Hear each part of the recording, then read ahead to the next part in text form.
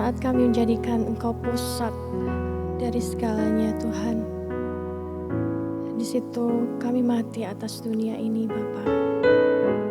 Dan Engkau menjadi kekuatan bagi kehidupan kami Tuhan. Izinkanlah kami bersujud Tuhan di bawah kaki-Mu. Seperti wanita yang datang mengurapi-Mu Tuhan. Ini kami ya Bapa.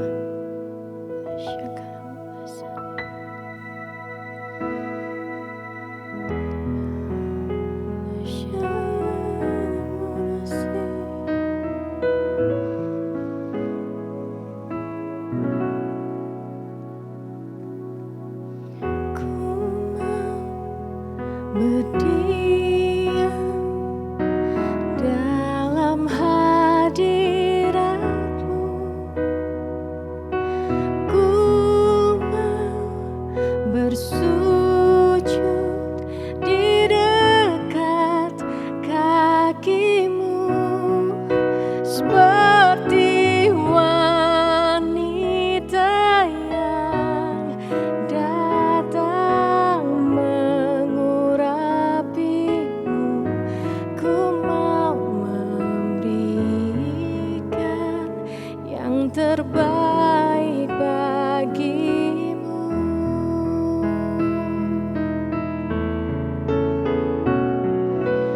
Ku mau berdiam dalam hadirat-Mu, dan ku mau bersujud di dekat kaki-Mu, seperti wanita yang datang mengurapi-Mu. Ku mau memberikan yang terbaik bagi-Mu. Seperti wanita yang datang mengurapi-Mu. Ku mau memberikan yang terbaik bagi-Mu.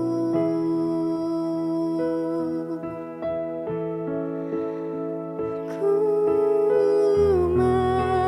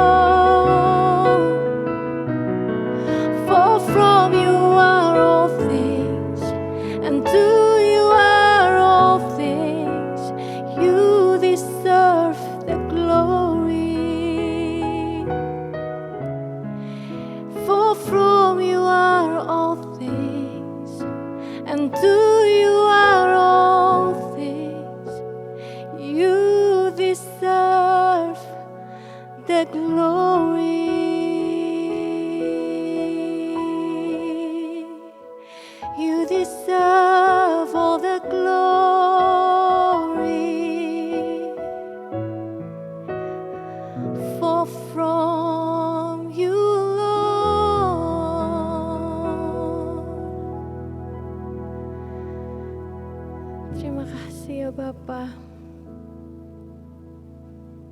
Karena semua adalah milik kepunyaan-Mu Tuhan. Dan semua daripada-Mu. Tuhan, kami mau serahkan di dalam tangan-Mu ya Bapa. Segala hak kehidupan kami Tuhan. Engkaulah pemilik sejati ya Bapa. Terima kasih Tuhan. Thank you Lord.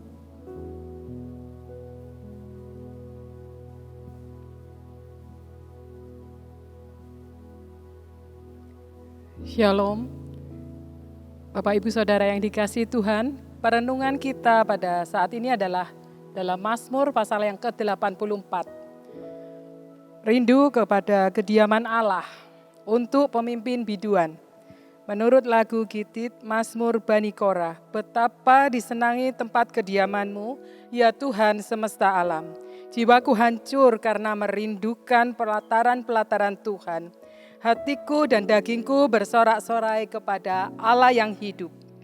Bahkan burung pipit telah mendapat sebuah rumah, dan burung layang-layang sebuah sarang, tempat menaruh anak-anaknya pada mezbah-mezbah-Mu, ya Tuhan semesta alam. Ya Rajaku dan Allahku, berbahagialah orang-orang yang diam di rumah-Mu, yang terus-menerus memuji Engkau. Berbahagialah manusia yang kekuatannya di dalam Tuhan, yang berhasrat mengadakan ziarah. Apabila melintasi lembah Baka, mereka membuatnya menjadi tempat yang bermata air. Bahkan hujan pada awal musim menyelubunginya dengan berkat. Mereka berjalan makin lama makin kuat hendak menghadap Allah di Sion.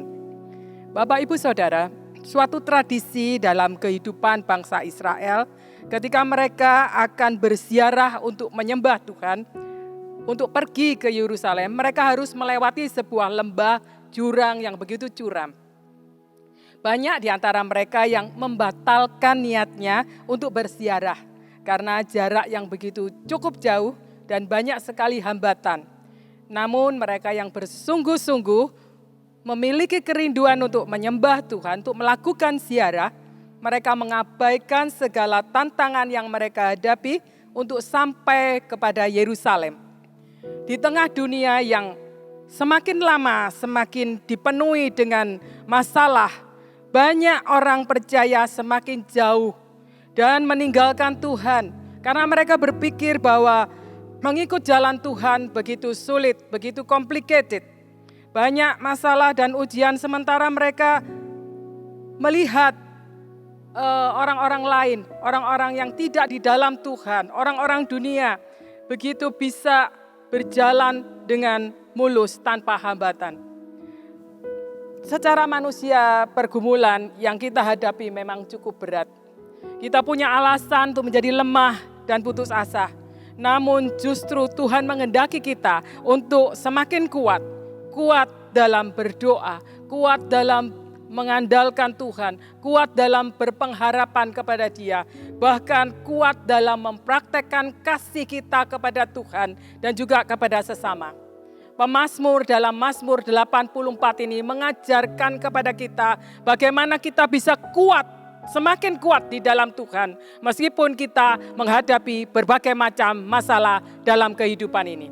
Yang pertama, dikatakan dalam Mazmur 84 ayat yang kelima, berbahagialah orang-orang yang diam di rumah-Mu, yang terus-menerus memuji Engkau. Seseorang yang bisa semakin kuat di dalam Tuhan bila dia suka tinggal di dalam rumah Tuhan. Apakah kita memiliki kerinduan untuk senantiasa dekat kepada Tuhan? Apakah kita memiliki kerinduan untuk senantiasa bertemu dengan Tuhan secara pribadi? Dikatakan dalam Mazmur 84 ayat 3, jiwaku hancur, merindukan pelataran-pelataran Tuhan. Hatiku dan dagingku bersorak-sorai kepada Allah yang hidup. Diam di dalam rumah Tuhan artinya memiliki persekutuan dengan Tuhan, persekutuan yang erat dengan Tuhan, setia beribadah dan melayani Dia. Daud begitu senang ketika ada orang yang mengajaknya untuk datang ke rumah Tuhan. Dikatakan dalam Mazmur 122 ayat yang pertama, "Aku bersuka cita ketika dikatakan kepadaku, mari kita pergi ke rumah Tuhan." Bapak, Ibu, Saudara, firman Tuhan mengatakan janganlah kita menjauhkan diri dari pertemuan-pertemuan ibadah. Seseorang kalau kita mau kuat di dalam Tuhan, kalau kita tetap semakin kuat di dalam Tuhan, kita harus senantiasa merindukan Tuhan dalam kehidupan kita. Tidak ada jalan lain selain senantiasa merindukan Tuhan, senantiasa mau bertemu dengan Tuhan secara pribadi, tidak pernah meninggalkan pertemuan-pertemuan ibadah. Bapak Ibu, kalau dalam kitab Keluaran pasal yang ke-20 ayat 9 dan 10 dikatakan kita sudah dikasih 6 hari untuk bekerja. Dan yang hari yang Tuhan menghendaki kita untuk mempergunakan hari ke-7, hari Sabat, untuk kita benar-benar mempergunakan hari itu untuk beribadah kepada Tuhan. Ada orang yang sudah dikasih 6 hari sama Tuhan. Bahkan hari ke-7 mereka gunakan untuk hal-hal yang tidak beribadah kepada Tuhan. Tidak mencari Tuhan dengan sungguh-sungguh. Dan ketika mereka mempunyai masalah, ketika mereka menjadi lemah, yang disalahkan adalah Tuhan. Bukan dirinya sendiri. Bapak, Ibu, Saudara, yang kedua, untuk bisa kuat di dalam Tuhan. Di dalam ayat yang ke-6 katakan, berbahagialah manusia yang kekuatannya di dalam Engkau dan berhasrat mengadakan ziarah. Bapak, Ibu, kita akan semakin lama semakin kuat apabila kita mengandalkan Tuhan. Pertanyaannya adalah siapa yang kita andalkan dalam kehidupan ini? Banyak orang percaya, orang yang menyebut dirinya percaya, orang Kristen yang tampaknya setia beribadah kepada Tuhan, tetapi tidak sepenuhnya bergantung kepada Tuhan. Dan seringkali mengandalkan kekuatannya sendiri. Mereka berjalan dengan pengertiannya sendiri, merasa dirinya bijak, merasa dirinya kaya, merasa dirinya pintar, bahkan populer. Selama kita berjalan dengan kekuatan kita sendiri, kita sedang berjalan menuju arah yang bertentangan dengan kehendak Tuhan. Akibatnya kita tidak memiliki ketenangan, karena dikuasai dengan perasaan khawatir, perasaan cemas, sehingga saat kita menemui jalan buntu, kita menjadi stres dan marah dan lain sebagainya. Dan ujung-ujungnya yang disalahkan kembali adalah Tuhan. Di dalam Yeremia 17 ayat yang ke-7 dikatakan, diberkatilah orang yang mengandalkan Tuhan, yang menaruh pengharapannya hanya kepada Tuhan. Hal yang ketiga untuk kita bisa kuat di dalam Tuhan adalah kita harus memiliki visi atau tujuan yang jelas. Tujuan mereka, orang bangsa Israel ke Yerusalem adalah hendak menghadap Allah di Sion. Kita sebagai orang percaya seharusnya kita punya tujuan yang jelas. Tujuan kita jelas adalah kekekalan. Apa yang kita alami di dalam dunia ini hanyalah sementara. Ada perkara-perkara kekalan yang sedang menunggu kita. Karena tujuan kita jelas, maka kita tidak menghiraukan jalan menuju ke sana. Kita butuh visi atau pewahyuan dari Tuhan untuk mencapai tujuan itu. Di dalam Amsal pasal yang ke-29 ayat 18 katakan, jika tidak ada wahyu, maka liarlah rakyat. Apakah yang menghalangi kita untuk menjadi kuat, berjalan semakin kuat di dalam Tuhan, seperti yang pemazmur katakan? Seringkali kita tidak punya kerinduan untuk mendekatkan diri kepada Tuhan. Bahkan kita berusaha dengan kekuatan kita sendiri. Dan kita tidak mengerti bahwa ada satu kekalan yang menunggu kita. Mari Bapak, Ibu, Saudara, kita benar-benar mendekatkan diri kepada Tuhan. Kita benar mengandalkan Dia dalam hidup ini. Dan tahu persis bahwa tujuan kita adalah kekekalan yang menanti kita. Saat kita benar-benar waktu kita sudah tiba, maka kekuatan Tuhan itu akan menjadi bagian dalam kehidupan kita. Amin. Tuhan Yesus memberkati. Mari kita berdoa. Tuhan, kami bersyukur atas segala yang Kau kerjakan sampai hari ini Tuhan. Dalam dunia ini ada banyak masalah yang kami hadapi. Tapi satu hal yang kami tahu Tuhan, ketika kami mencari Engkau dengan sungguh-sungguh, maka kekuatan-Mu itu menjadi kekuatan kami Tuhan. Ketika kami mengandalkan Engkau lebih daripada segala apa yang ada dalam dunia ini, maka kami akan bertumbuh menjadi kekristenan yang dewasa, semakin kuat Tuhan. Dan kami yakin Tuhan, kekekalan yang sedang menanti kami, visi kami jelas, kami tidak memandang kepada apa yang ada dalam dunia ini Tuhan, tapi ada satu perkara kekekalan yang menanti kami Tuhan. Terima kasih Tuhan Yesus, Kau sendiri Allah yang memberikan kekuatan bagi kami untuk tetap berjalan semakin hari semakin kuat di dalam Tuhan. Di dalam nama Tuhan Yesus kami berdoa, kami menyerahkan setiap para pemirsa Tuhan ke dalam tangan-Mu. Ketika mereka lemah Tuhan, biar mereka boleh mencari Engkau dengan sungguh-sungguh, maka kekuatan-Mu itu menjadi kekuatan mereka. Di dalam nama Tuhan Yesus kami berdoa dan mengucap syukur. Amin.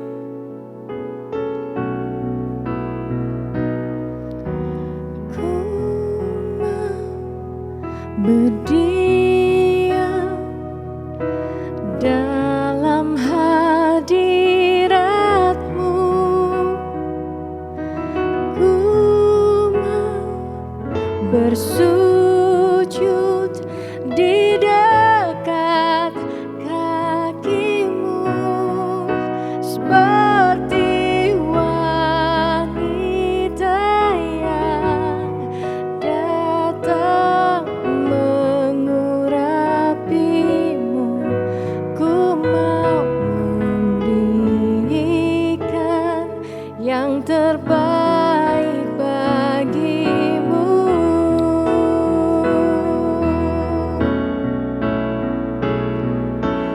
Ku mau berdiam dalam hadirat-Mu,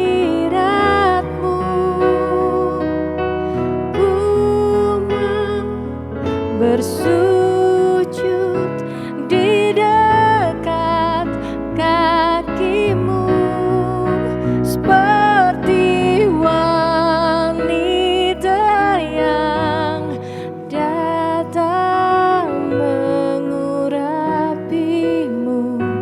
Ku mau memberikan